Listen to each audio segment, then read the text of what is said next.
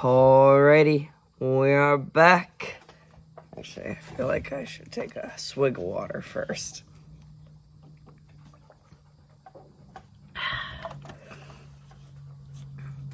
Alrighty, we are back with Catalyst by Lisa Beeson. Chapter 16, and this is a long one, so buckle in.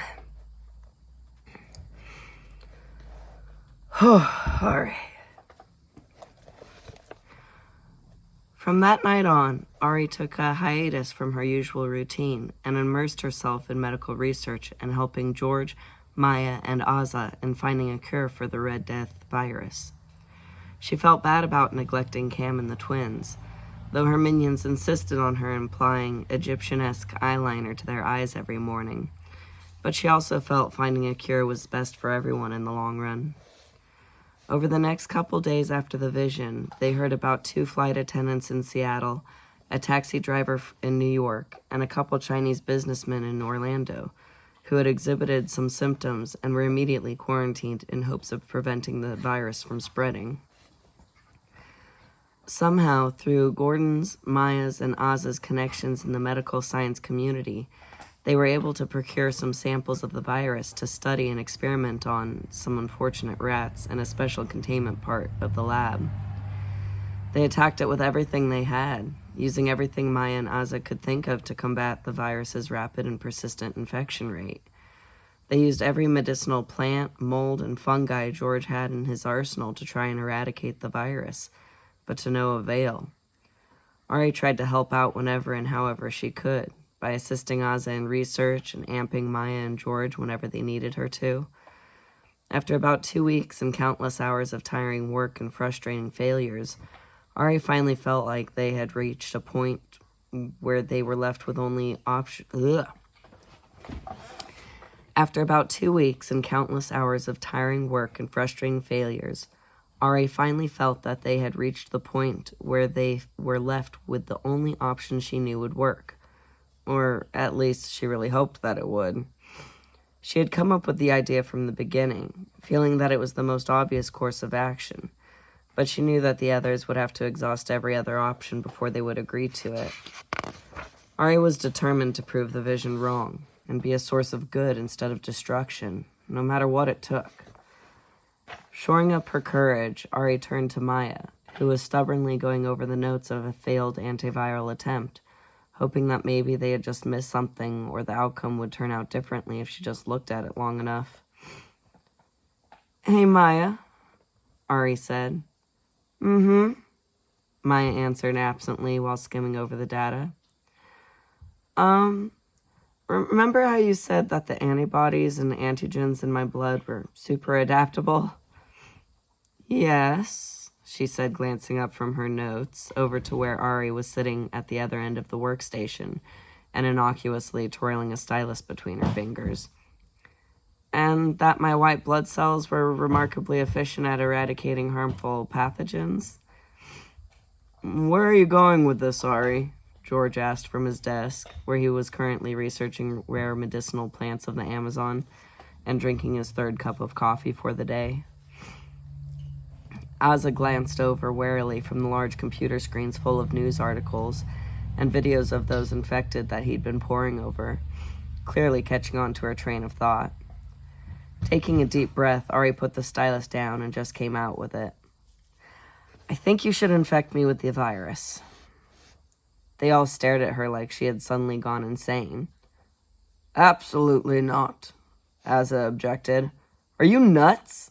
George said as he slammed his mug down onto his desk with more force than he intended to. The long days and sleepless nights were taking their toll on the poor man and making him a bit on edge. "Why would you think we would ever do that?"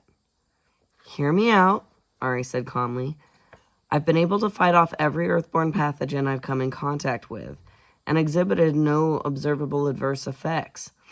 This virus shouldn't be any different," she said, trying to sound as confident as she could. "I could be like the people who survive Ebola, or, since I'm not human, more like those horses they used to make the diphtheria vaccines back in the 1800s. She pulled up a reference on her tablet to show them all. but they willfully ignored it. She pressed on. Just put me in quarantine and shoot me up with the virus. Then once my blood develops the neutralizing antibodies against it, we can siphon out as much as we need for Maya to create a vaccine from it. Okay, 1, George said, holding up his index finger. You are not a horse. And 2, he held up a second finger. You were the one who went off on how you didn't want to be experimented on. Remember that? Ari felt his fear for her, and she appreciated it. But this was the only viable option she could see. I said that I didn't want to be experimented on without my consent. Well, I'm giving consent now, so experiment away, she invited, spreading her arms out to them. And if things go sour, then we can put Ozza in a hazmat suit, and he can help me fight it off. Ozza was decidedly unhappy with her proposal, and scratched at his beard with strained patience. This virus is different from anything the world has ever encountered before, Ari. It didn't evolve naturally. It was specifically engineered to attack and kill cells so quickly that the host's antibodies and any known medications don't have enough time to work against it.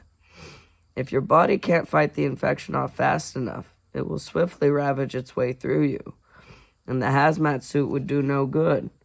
I can only heal by skin-on-skin contact, he said, shaking his head.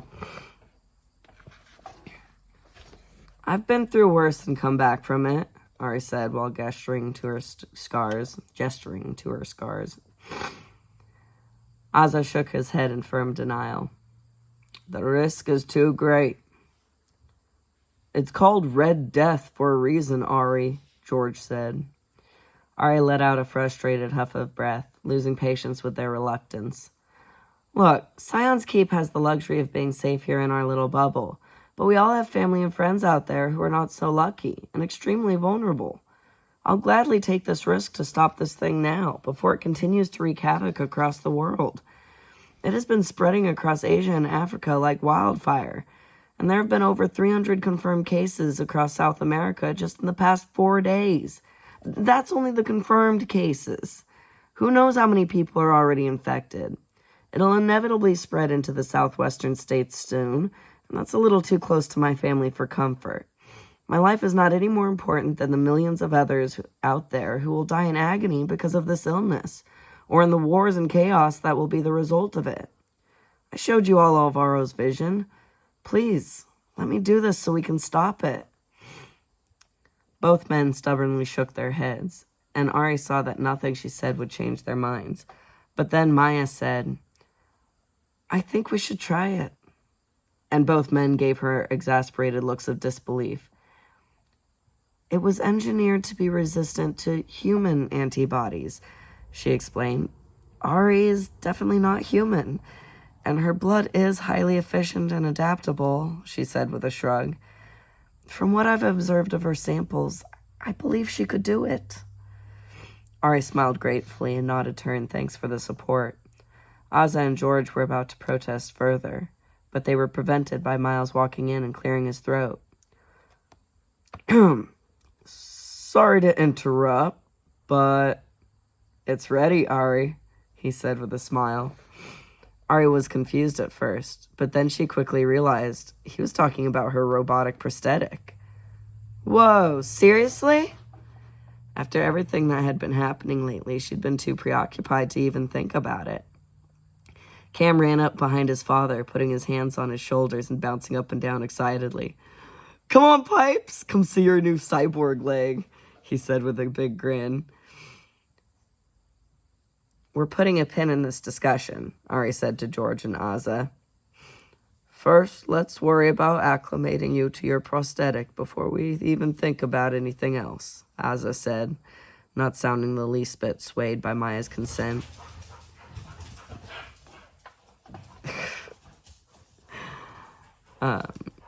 Thankful for the moment of respite, they all made their way...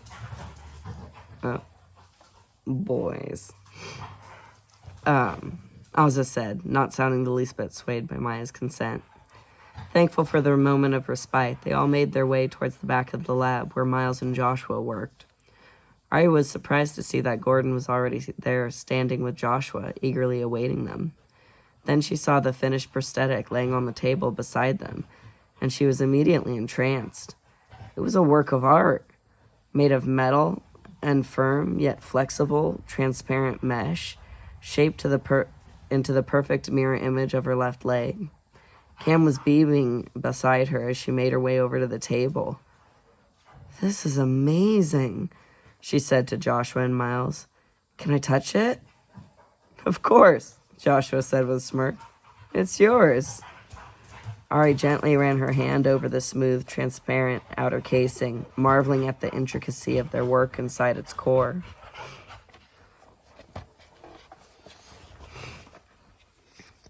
"The foot is perfectly articulated with movable toes, metatarsals, and ankle joints," Joshua explained. "The metal skeletal structure is made of aluminum combined with small amounts of magnesium and zinc, which makes it lightweight, but strong enough to stand the weight of an aircraft carrier," he said excitedly. "And the robotic musculature is made up of a copper titanium alloy, which is a strong conductor, so it can be powered by your natural electrostatic output. And instead of metal wires, we used optical fibers," Miles said, while pointing to the bundles of bluish strands weaving in and out of the machinery, "because they carry information faster, and they won't be affected by any electromagnetic waves or pulses that you generate or happen to encounter.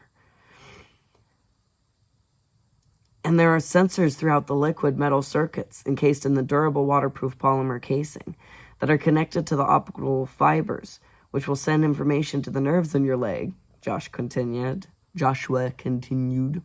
"So you'll be able to feel strain, temperature, and pressure throughout the whole prosthetic." This was more than she ever expected. She nearly broke down at the thought of actually being able to have real feeling in her right leg again, and not just the painful phantom twitches she endured almost constantly. "Thank you so much," she said as her voice began to choke up with emotion. "I mean it. I can't even begin to tell you how grateful I am for all the work you put into this." Cam came over to bring her into a hug, and she leaned into him thankfully. Then she went over to give both Joshua and Miles a tearful one-armed hugs as she balanced on her crutches. "It's nothing compared to what you've done for Cam and me," Miles assured her. "It's the least I could do." "Oh," Joshua said as he dug something out of his pocket. "I finally got a chance to fix this for you." He held out his hand, and she saw that the silver chain connected to her pendant was complete and whole again. She took the necklace from his hand and put it on. The chain was shorter than before, and the stone's usual warmth was gone, but she still felt comforted by the familiar weight around her neck. "Thank you, Joshua," she said before giving him a quick kiss on his cheek. "No problem," he said with a self-conscious smile. Miles came over to show her the upper part of the leg. "Unlike a normal prosthetic, this part will actually be surgically attached to the stump of your right leg." He picked up the leg and knelt down to show her how it fit perfectly over the end of her thigh. "We're going to inject nanomites into your tissue, which will attach to the nerve endings in your thigh, and they will instantly send the neural signals down through the optical fibers, allowing you to feel and move the leg." At the word nanomites, she turned to look at Cam, who nodded at her excitedly. "I'm gonna have microscopic robots in me?" she thought incredulously. Miles regained her attention as he continued to explain. "Then Ozza will surgically attach this with screws going into your femur." "So the prosthetic will be permanently attached?" Miles nodded. "It'll be just like another appendage." "Well, not exactly, like," Cam said with a wink. "It'll be so much cooler." "We'll do the procedure first thing tomorrow morning," Ozza said in a very doctor-like tone. "So you shouldn't eat or drink anything after 7 p.m. Ari nodded, though she was a bit disappointed that she'd have to wait. "Okay." Gordon cleared his throat before saying, I also wanted to let you all know that Mara will be coming tomorrow. She wants to meet Ari and discuss how the New Mexico Auxiliary could assist in our efforts with the epidemic." Everyone nodded, but Ari had no clue who the heck Mara was, or that there even was a New Mexico auxiliary. There are other places like Scion's Keep? Only the one my sister, Mara, runs, outside of Albuquerque, Gordon informed her. In fact, that's where Claudia had been living before she came up here to study under Aza. She can tell you all about it. Oh, Ari said, surprised that Cam hadn't said anything about that to her, since he looked like he already knew. She didn't like being out of the loop. Why didn't Val go there, then? She's from Southern California, right? And you all ended up forcing these strange half-sisters together anyway. Alvaro had a vision that she would come here, Organ said simply, and that apparently was all he was going to say about it. It still irked her that she couldn't read Gordon or his son's intentions, since the only other person she couldn't read before had ended up screwing her over.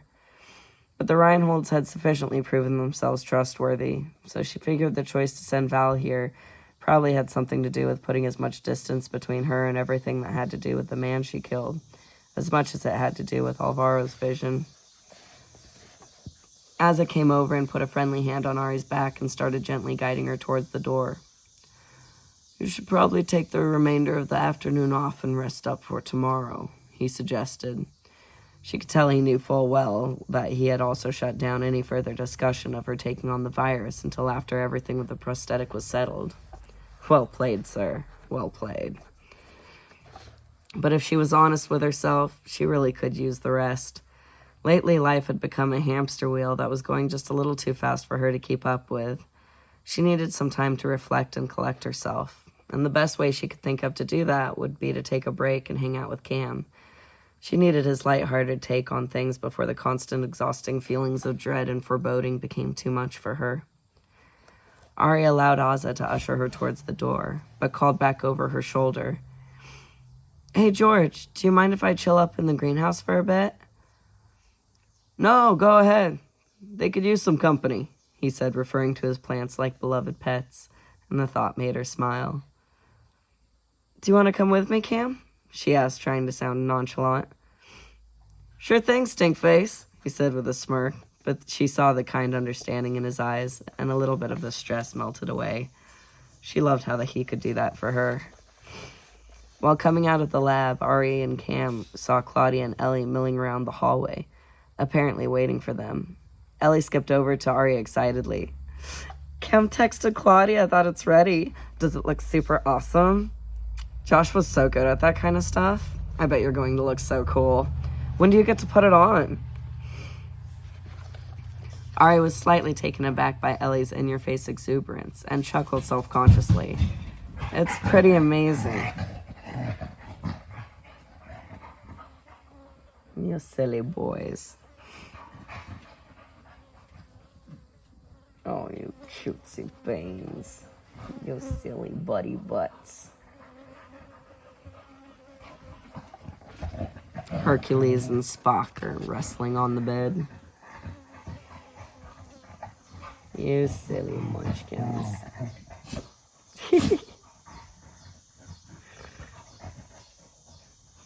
You two are so silly.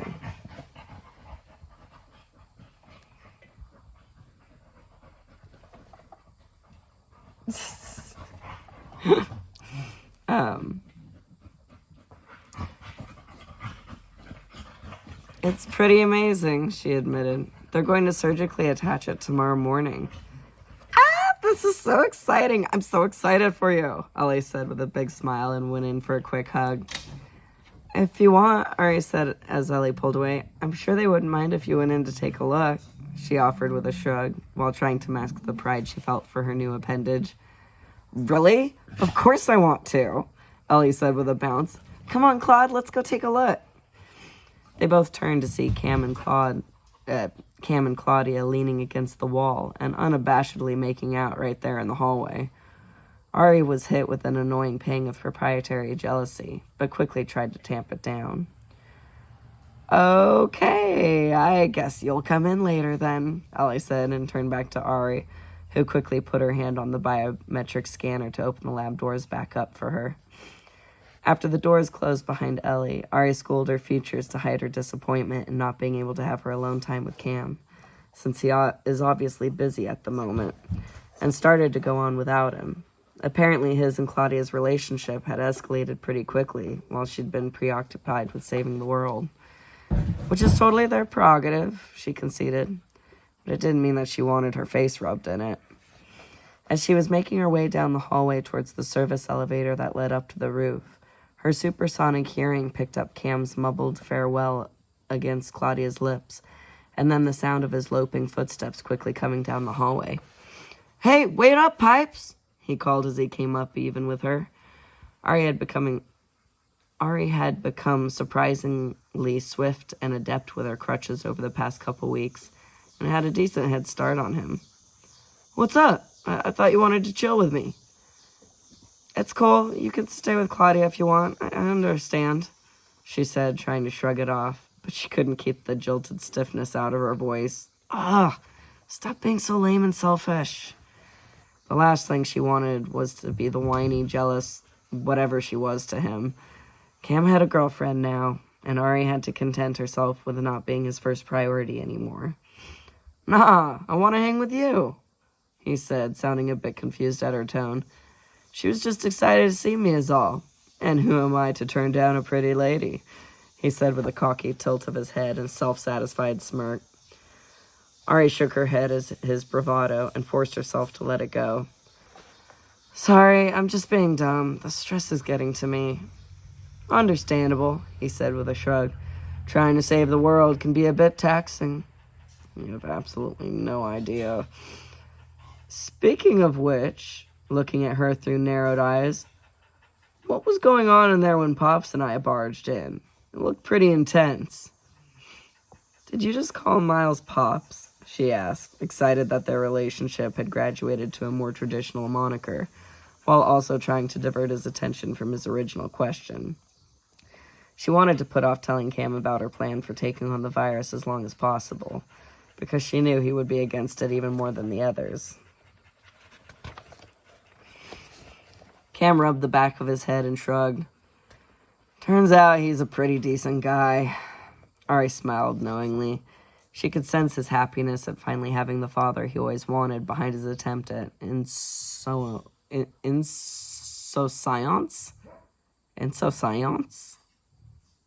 I'm gonna have to look that word up. He was trying to play it off cool, so she didn't call him out on it, and continued to lead him towards the service elevator.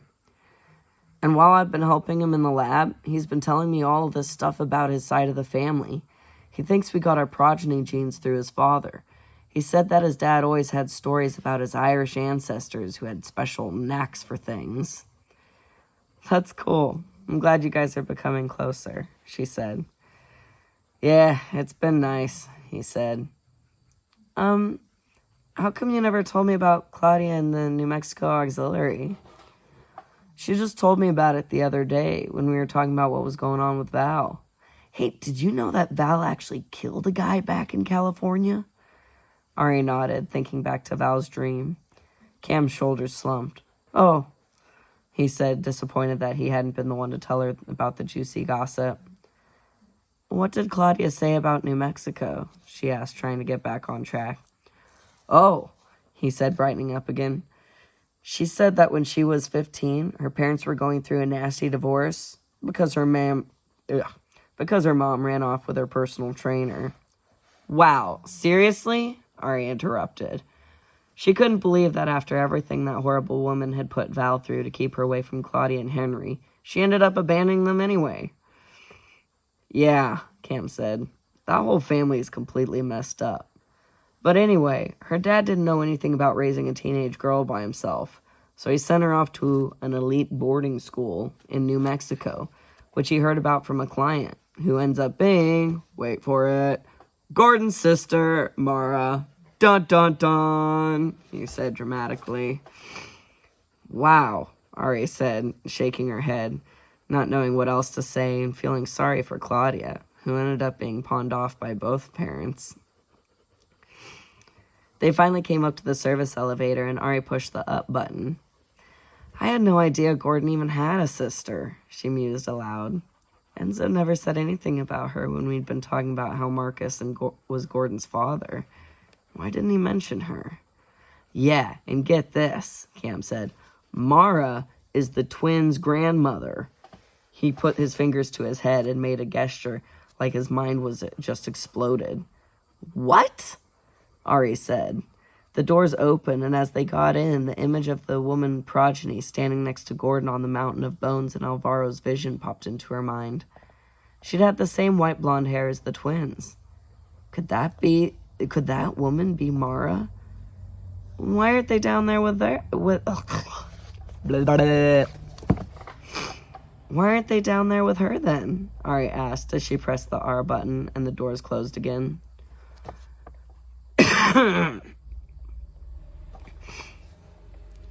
So the story goes, Mara's daughter, Diana, got with some low-life guy named Trent just to get out from under Mara's thumb and piss her off.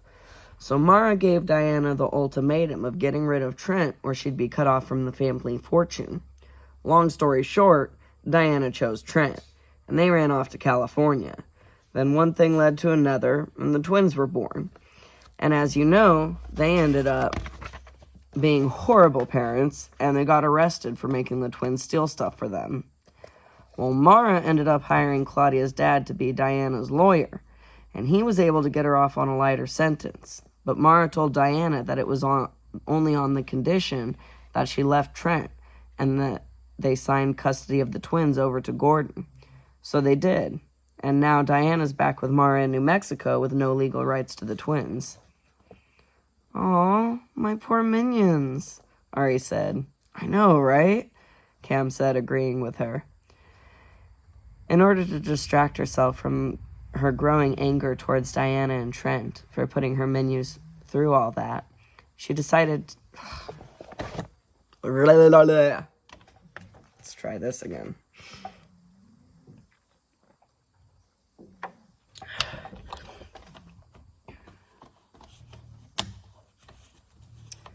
I wish I had something other than water and hot chocolate to drink, but oh well.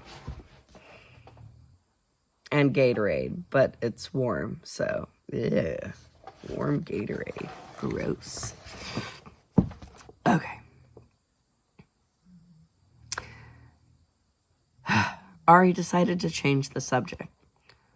So, looks like things with you and Claudia are going well, she tossed out, and then immediately regretting bringing it up, since she could sense his uneasiness about talking about it with her. Yeah, she's good. We're good, he said while rubbing the back of his head. Well, that's good, Ari quipped, and they both chuckled through the awkwardness. Thankfully, it was cut short by the elevator doors opening up the airy space between the greenhouse and Enzo's geodesic dome. It was beautiful. Oh, it was a beautiful, clear day with fluffy dollops of white clouds floating in the azure sky. Its beauty seemed defiant in the face of the impending calamity Alvaro's vision had shown was sure to come. Whoa, Cam breathed out in amazement as he walked out of the elevator, and Ari followed behind. So that's where old Enzo lives? Yeah, he's a really interesting guy.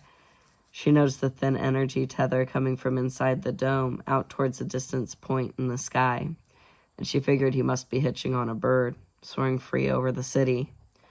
She wondered if the bird was her parrot friend, Armand. Do you think we could go for a visit? Cam said. Cam asked. Why can't I get these words? Do you think we could go in for a visit? Cam asked. Not right now, she said, shaking her head regretfully. She was really interested in seeing how Enzo and Cam would interact with each other, but they hadn't been invited. He's busy. Look, she said, pointing while focusing her vision through the dome to where Enzo was sitting in a chair by his fire pit, his eyes rolled back and only the whites showing. Once Cam saw him, he twitched in surprise. Oh, what's up with his eyes? That's what happens when he hitches his consciousness onto an animal, she explained. Dude, do you think you could learn to do that? Ari nodded. Probably. But come here. I want to show you something, she said, motioning her head over towards the greenhouse.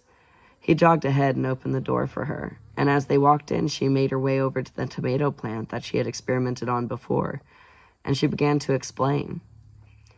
The day I came up here to meet Anzo, I found out that I could do this. Watch.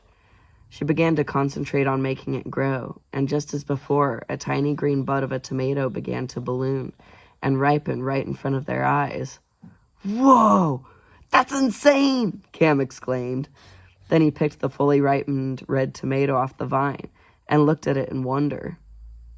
And that's not all, she said. The night Alvaro came to show me his vision, I tripped on my way to the door, and instead of face planting on the floor like I should have, I was able to stop myself by reflexively manipulating the molecules around me to hold me up. Are you telling me you levitated? Kinda, she said, nodding. I wasn't full out floating or anything. I just stopped my fall. But who knows what else I could do with that? I haven't had much free time to experiment. But while she had been talking, Cam had backed up a couple spaces, and she was cut off mid-sentence when he suddenly chucked the tomato at her. She instinctively began to sift to slow down the movement of everything around her, and without thinking, she created a solid protective field around her, which the tomato splattered against. Ari quickly reverted back to real time, and both of them stood there with their mouths open in shock over what just happened. Cam's hand came up slowly, and he tapped the field she created with his finger, finding out that it was indeed a solid bubble around her. Ari stopped focusing on the field, and it instantly dissolved. I just made a protective field like the Reinholds, she said in amazement. Except this is way awesomer than what they can do, Cam said, and then laughed incredulously.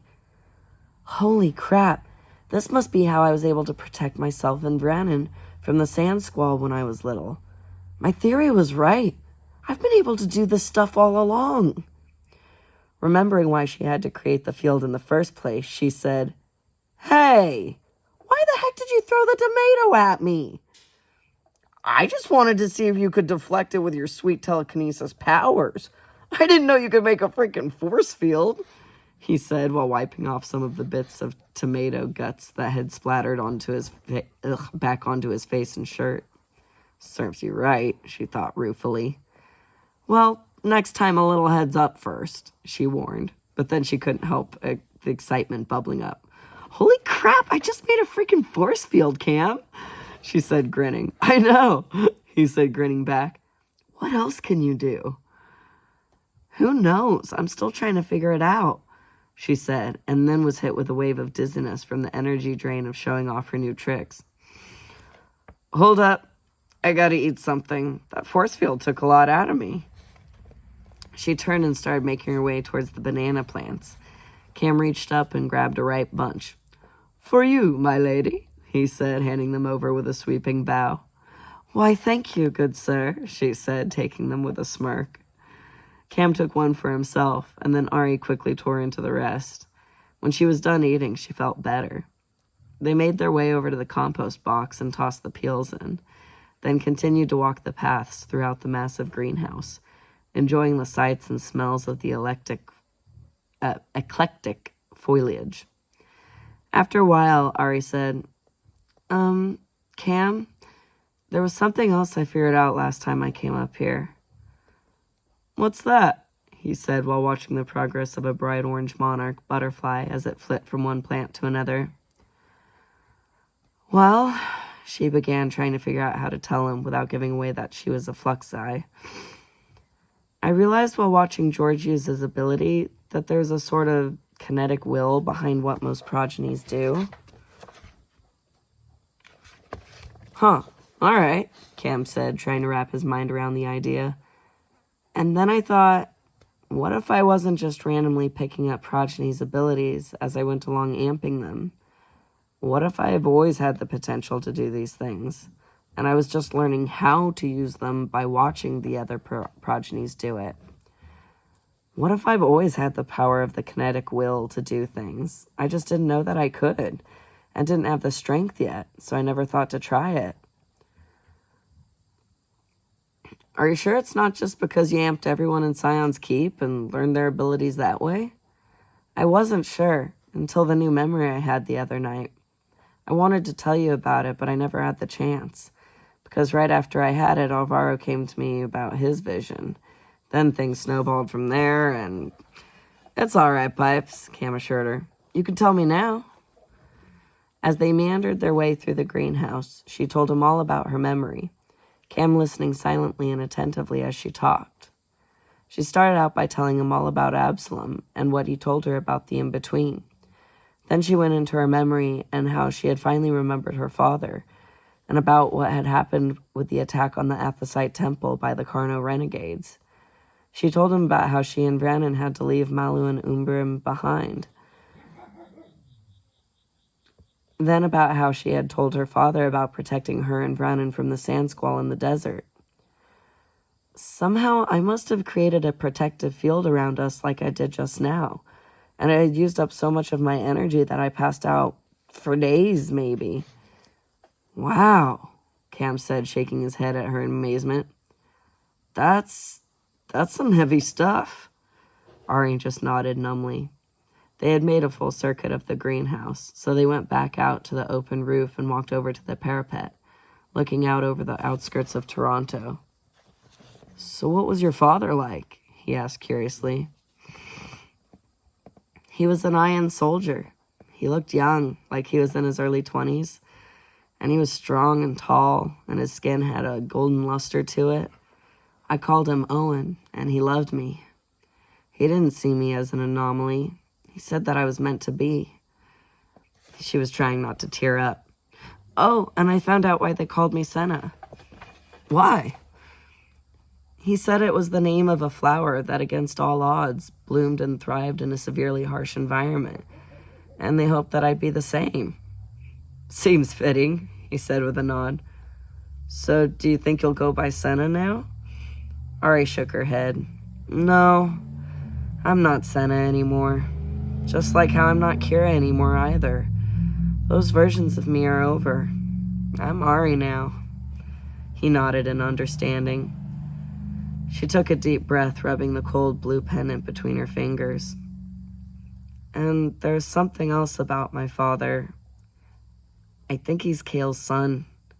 Cam's head snapped over to look at her. What? How? She blew out her emotions in a steady stream of air, deciding to tell Cam everything Kale had told her about him and Sanriel. She didn't have any more qualms about telling him about it, because in a way, it was her story too now, not just Kale's. Before Kale was banished to Earth, he loved a woman named Sanriel. They had fallen in love when they were children, but because they were of different societal stations, they weren't able to be together. So they ended up growing apart after Kale was sent off to be an Anasaru soldier. She eventually married a guy named Monarch, an ambitious Iron delegate, who cheated on her and mentally abused her. After years apart, Kale and Sanriel serendipitously found each other again in Esseret, where they rekindled their love for each other.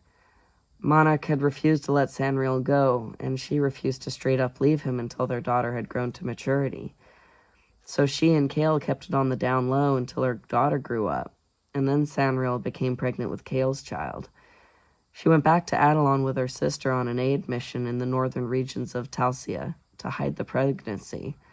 But Monarch found out, and he sent the Carno renegades he'd secretly been working with to blow up her convoy, and blamed it all on Kale. That's why he has that scar on his back, and he was banished here to Earth. Monarch had him taken by the Carno slavers, so Kale couldn't speak against him and call him out for being the murderous traitor he was. She then told Cam about the mountains her father had created in the in-between to look like the ones where he had grown up, exactly where Sanriel was supposed to have died, and about how she and her father had Sanriel's eyes. So Kale is your grandfather, Cam said in disbelief, his fury warring with his confusion. What are the odds the two of you ending up on Earth? Ari nodded. That's what I thought too. Somehow, I don't know, maybe either my father or my uncle found out that Kale was on Earth, and maybe they sent me here so I could find him.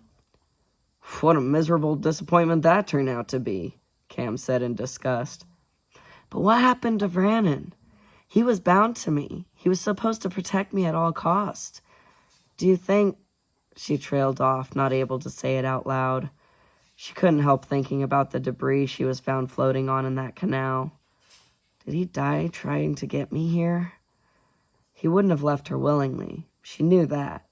She may not have outright killed her mother, uncles, and everyone at the Athosite temple, but their deaths were directly caused because of her. She had to think of something else before she completely broke down. I wish I could remember what took up so much of my energy that it completely erased my memory and took me 4 weeks to recover from back when I was first found here. Pop said that there was that huge power surge that happened at the same time as that storm. If you really have been able to do this stuff all along, something crazy must have happened to make you do that. I really am a natural disaster. To keep herself from breaking under the weight of everything that had happened in the past and everything happening now, she put her crutches on the ground before sitting on the parapet. She swung her lone left foot over the edge, letting it dangle listlessly, unable to hold back all the pent-up tension any longer. She looked out over towards the horizon and silently cried. Without saying a word, Cam sat down next to her, scooted in close, and enfolded her in his arms, bringing her in and letting her cry it out. His energy merged into hers and gave her strength and comfort. She cried for everyone she had failed. She cried for all her hopeless inadequacies, and she cried for all the horrors that the world was about to endure. And finally, she cried out all her frustrations and anger over Cale, until she felt empty. "Thank you, Cam," she said while resting her head on his shoulder and wiping away her tears. "Transit umbra elu per stat," he whispered into her hair. "Shadow passes, the light remains," she whispered back. "That's right," he said firmly. "And until I see some straight-up hard evidence that Cale is your grandfather, he is just the weird distant cousin that nobody likes." Ari chuckled. "I don't know. My father looked a whole lot like him, and Sanriel. But maybe all Ions look alike," she joked.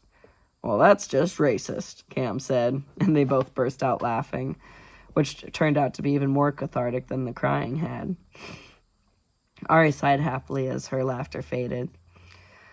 "I miss this, Cam. I miss us." She could tell that he was about to protest that nothing had changed, but then he stopped himself, because he knew that it had. It wasn't the same as when it was just them at Ardamir. They hadn't exactly grown apart, but with all the new people thrown into their lives, they weren't as inseparably close anymore. "Me too," he finally said, and then leaned back to look at her in the eyes. "But I'm always here for you, no matter what."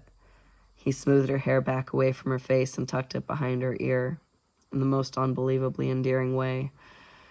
He then dug out the coin necklace she'd given him from under his shirt, holding it up and kissing it. "No matter what," he promised. Looking into his eyes, she could see that he was also telling her how much he loved and cared for her. She saw that the extent of what he felt for her scared him just as much as the feeling she had for him scared her. She connected to his energy to wordlessly let him know that she felt the same way. "No matter what," she promised back. And they both knew that even if the world collapsed into ashes around them, they'd still have each other. And that was the best feeling in the world. They had come so far since that first day in Chicago, when he had chased her down in the stacks of that library. They both smiled, sharing the same thoughts since they were still connected. Then Ari looked out over the city below and rested her head back on his shoulder, confident that no matter what happened, and no matter who came into their lives, he will always be her Cam. "Always," he whispered. "Ditto," she whispered back, interlacing her fingers with his. For the rest of the afternoon, they sat companionably on their perch above the city, leaving their fears and worries down in the world below, and talking and joking just like they used to.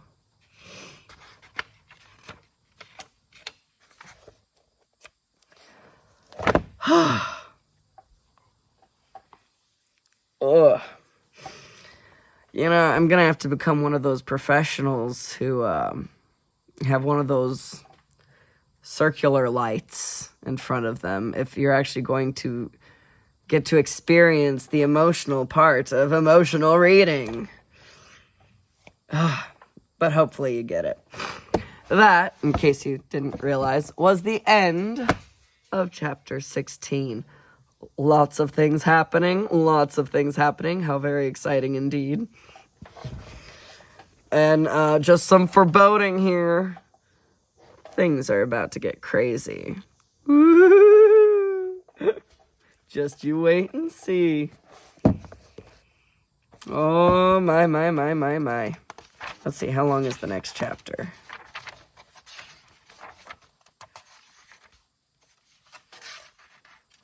Oh, next chapter's short, but